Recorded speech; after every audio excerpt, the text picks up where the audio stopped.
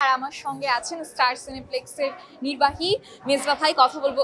ভাইয়া, আপনার কেমন লাগছে নেপালি সিনেমার প্রথম প্রিমিয়ার, আর এটার এত বড় একটা আয়োজন আপনারা করেছেন, কেমন? অবশ্যই আমাদের ভালো লাগছে। ফার্স্ট টাইম বাংলাদেশের নেপালি মুভি আমরা সাফটা এগ্রিমেন্টের মাধ্যমে নিয়ে আসছি, এবং বাংলাদেশের নর্ডারের মুভি আমরা নেপালে প্রদর্শন হবে অগস্টের 8 তারিখে। সো এটা একটা খুব আমাদের আমাদের বাংলা মুভির জন্য একটা গর্বের বিষয় যে বাংলা মুভি আমাদের নেপালে প্রদর্শন হবে, সেখানেও প্রথমবারই হবে। আর নেপালি মুভি বাংলাদেশে প্রদর্শন হচ্ছে, এটা আমাদের আমাদের বিনিময়ে একটা কালচারাল বিনিময় হচ্ছে, এবং এটা আমাদের শুরু। ভবিষ্যতে আমাদের দর্শক চাহিদার উপর ডিপেন্ড করে আমরা ভবিষ্যতে আরও বেশি আমরা সফটওয়্যার এগ্রিমেন্টের মাধ্যমে বিভিন্ন দেশের মুভি আমরা নিয়ে আসবো। দর্শক একটা মানে টেস্ট, ভিন্ন ভিন্ন টেস্টের দর্শক আছে আমাদের ওখানে। বসুন্ধরা টিস্যু, অশুদ্ধতার বিরুদ্ধে এক বিন্দুও ছাড় নয়। সো আমরা ওই বিবেচনা করি, আমরা এটা একটা রোমান্টিক ঘরানার মুভি, রোমান্টিক কমেডি ঘরানার মুভি।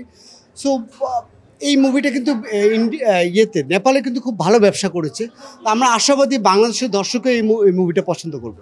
আমি তো অনেক আশাবাদী। বিগত কয়েকটা বছর ধরে 2022 থেকে বলবো যে বাংলা মুভি একটা বুম করেছে, হিউজ একটা, মানে বিশেষ করে আমি কয়েকটা মুভির কথা বলবো, প্রিয়তমা, তুফান, এরকম আরও কয়েকটা মুভি আছে।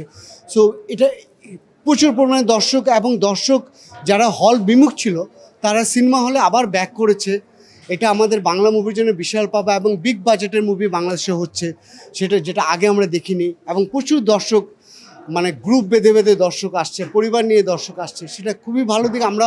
আমরা আশাবাদী যে দর্শক আবার সেই চিরচেনা রূপালী পর্দা, মানে ওই রকম অবস্থায় আমরা ফিরে আসব। আমরা আশাবাদী খুব যে বাংলা মুভির দর্শক ফিরেছে এবং আরও ভালো হবে।